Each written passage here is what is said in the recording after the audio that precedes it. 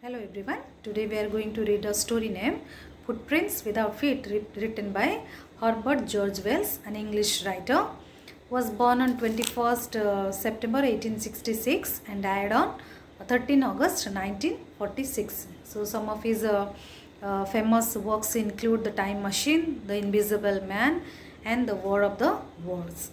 So before explaining you the story, let me tell you the theme of the story.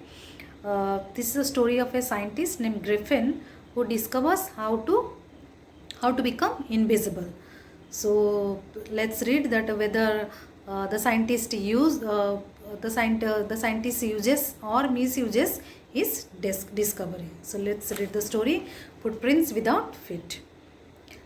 So the two boys started in surprise at the fresh, muddy imprints of a pair of bare feet. So two boys were going, and at the time they saw the footprints of a pair of bare feet. So what is a barefoot man doing on the steps of a house in the middle of London? And where is the man?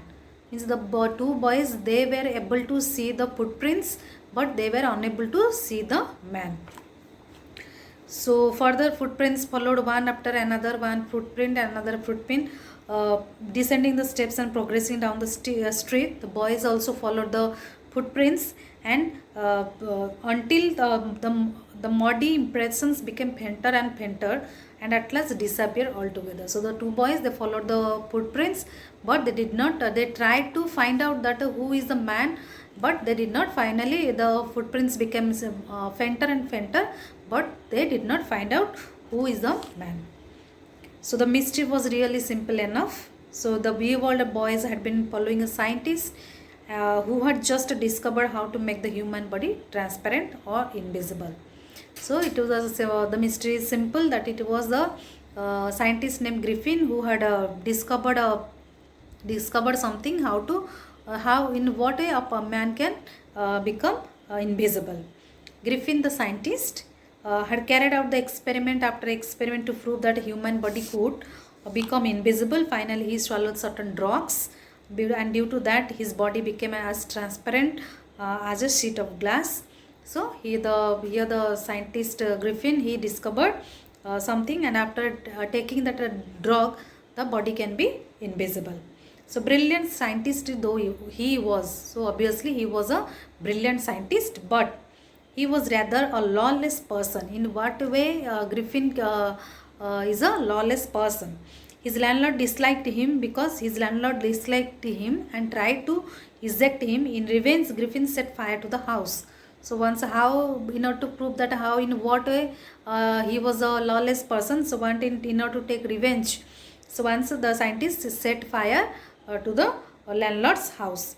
To get away without being seen, he had to remove his clothes, and he became a homeless wanderer without clothes, without money, and quite invisible. So after setting fire, so he he ate that drugs, and he became invisible. So now it was midwinter, the air was bitterly very cold, and he could not do without clothes. And instead of walking about the streets, he decided to sleep into a big London store for warmth. So as he was in his bare body, so he wanted to sleep, he wanted to move inside, or he wanted to get inside a big London store, the store for warmth. So he broke open boxes and wrappers and fitted himself out with warm cloths. So he entered, and he finally put on some warm clothes with shoes, overcoat with a wild brimmed hat. He became a fully, you can see in the picture that he became a fully dressed and visible person. So in the kitchen of the restaurant, he found some cold meat. Important things you need to underline: cold meat and coffee. And he followed up the meal with sweets and wine taken from the grocery store. And finally he settled down to sleep on a pile of quills. So he entered the big London store, and he put on some warm clothes, and he had some cold meat, coffee, sweets and wine, and he slept there. So if only Griffin had managed to wake up in good time, all might have been well. As it was, he did not wake up until the assistants were already arriving next morning. So he did not wake up on time. So the assistants entered, and he saw a couple of them. When he saw a couple of them there following, he got panicked and began to run. They naturally gave a chase. In the end, he was able to escape only by quickly taking off his newly found clothes. So what he had put on, then he had to take out all these things. Then and he found himself invisible but naked in the chilly January air. So this time he decided to. So as still again he found himself invisible, but as he was naked, so this time he tried to enter to the stock of theatrical company in the hope of finding not only clothes but also something that would hide the empty space above his shoulders. So this time he wanted to enter to a theatrical company where he can get so many things that to make him to hide himself. So shivering with cold, he hurried to Drury Lane, underlined Drury Lane, the center of the theater world. So he made his way invisible upstairs and came out to a little latter wearing bandages round his forehead. These are important things. Where he put on bandages around his forehead, dark glasses. Then he put on a dark glasses, false nose, big bushy side whiskers. So once both the sides he had some whiskers and a large hat. So to escape without being seen, he attacked the shopkeeper from behind, after which he robbed him all the money he could find. So in order he escaped, and at the same time he robbed some money from the shopkeeper. Then eager to get away from the crowded London, he took a train to the village of Iping. So he decided to leave London and he went to the village of Iping, where he booked two rooms at the local inn. Then he reached there. Mrs. Hall, the landlord's wife, came and made every effort to be friendly. So another character is Mrs. Hall here, the landlord, so the inn's owner's wife. So she made all effort to be friendly with Griffin, but Griffin had no desire to talk with Mrs. Hall. So he told her, my reason for coming to Iping is desire for solitude, means I want to stay alone. So I do not want to talk to you. So I need some private time, so that I want to spend some time in the solitude. So I do not wish to be disturbed. So I wish not, so nobody should disturb me in my work. Beside, an accident has affected my face. So I need some rest and I want to be alone. So but the satisfied that her guest was an eccentric scientist, then Mrs. Hall was prepared to excuse his strange habits and irritable temper. But the stolen money did not last. He had stolen money. He had stolen money from the shopkeeper, but it did not last long. And presently, Griffin had to admit that he had no money ready cash. He had no more ready cash. Then very early in the morning, a clergyman and his wife were awakened by noises. Then another twist in the story. The next day, in the morning, a clergyman and his wife were awakened by noises in the study. So the couple heard some noise in their home. So they heard the chink of money being taken from the clergyman's desk. So they heard the sound of the chink of money. So what they did, so to his amazement, he realized that the room appeared to be empty, but they did not find in that room. But they heard both the clergyman and his wife. They heard the sound of money, that somebody entered, somebody is taking something, but they did not find anybody in that room. There was not a sign of anybody. Yet the decks had been open and the housekeeping money was missing. So they heard that saw that the door was open and there is some sound, but they did not find anybody. So the landlord and his wife were up very early and were surprised to see the scientist door wide open. Again, that landlord, that Mrs. Hall and his about her husband. So usually it was shot and locked. So every time they used to find the landlord, that is different, that is a clergyman, so that a house was stolen by somebody. This is again that the landlord, Mrs. Hall, and her husband, they used to find, they always used to see the Griffin's home always locked, shot and locked, but this time they saw that the scientist door was wide open. So they peeped around the door and saw nobody in the house. So they decided, the couple decided to investigate the room. So they entered. So when they entered the room, they heard a sneap. Mrs. Hall heard a sneap close to her ear. Something, a sound came to her ear. Then a moment later, the hat on the bedpost leapt up and dashed itself into her face. Suddenly, the hat that was kept on the bedpost suddenly came and suddenly struck her face. Then the bedroom chair became alive. This is the important thing. The bedroom chair became alive, and the extraordinary chair pushed them both out of the room. So the chair, what did the chair do? The chair threw the couple out of the room and locked inside. And the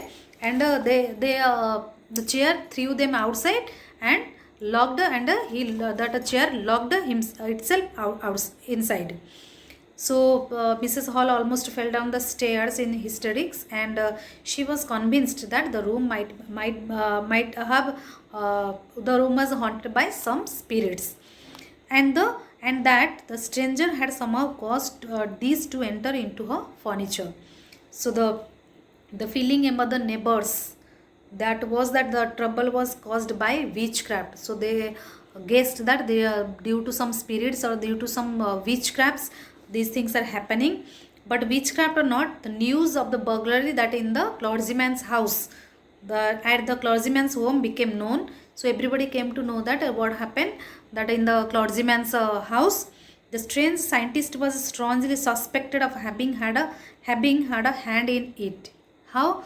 That because in the means now suspicion grew even stronger when he suddenly produced some ready cash. But earlier he told that he had no cash with him, though he had admitted not long before that he had no money. The village constable, here another character introduced to Jeffers. The village constable was secretly sent for to investigate. Then Mrs. Hall went to the scientist Griffin, who had somehow mysteriously appeared from his empty bedroom. So, and Mrs. Hall asked Griffin that, I want to know what you have been doing to my chair upstairs. And she demanded also at the same time that, I want to know how it is you came out of an empty room, and how you entered a locked room.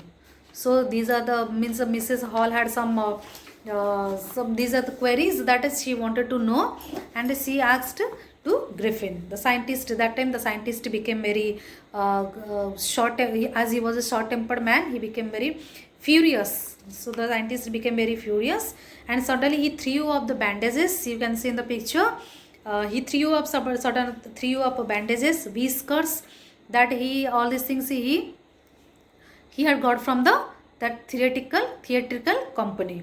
So whiskers, spectacles, and even nose. It took him only a minute to do this. So the horrified people in the bar found themselves staring at a headless man. So they got also the neighbors, who were present there, they got terrified and horrified by seeing this scene. Then Mr. Jeffers, the constable, now arrived and was quite surprised to find that he had to arrest a man without a head. So when he took out the bandages which he had tied around his neck, so when Griffin took out all these things, then the constable Jeffers, he got shocked that how to arrest a headless man, the man without a head. So but Jeffers was not easily prevented from doing his duty. So the policeman tried to get hold of a man who was becoming more and more invisible as he threw off one garment after another. So Griffin, he was taking out one by one of his garments. Finally, a shot flew into the air. So when he took out one by one, then he became invisible, and only that the people saw that only a shirt was flying in the air, and the constable found himself struggling with someone who he was unable to see.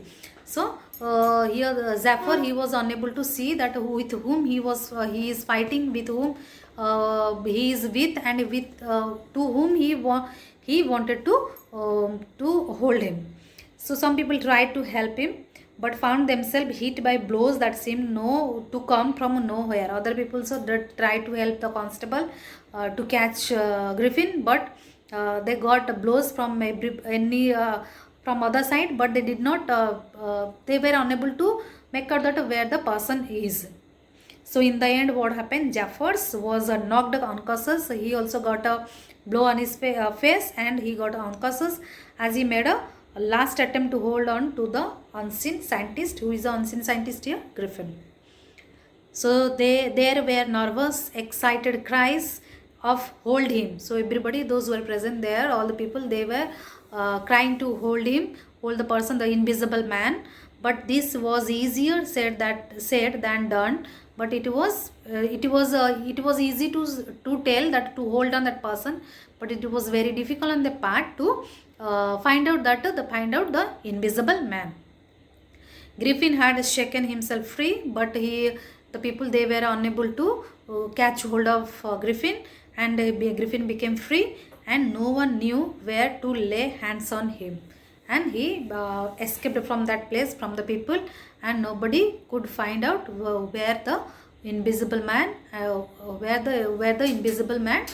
went. So see that the Griffin, the scientist, though he was very brilliant, he had done a very good experiment, but you think that whether he used it in a proper way or he misused his discovery. So hope children that you all enjoyed this story. Thank you very much. Thank you.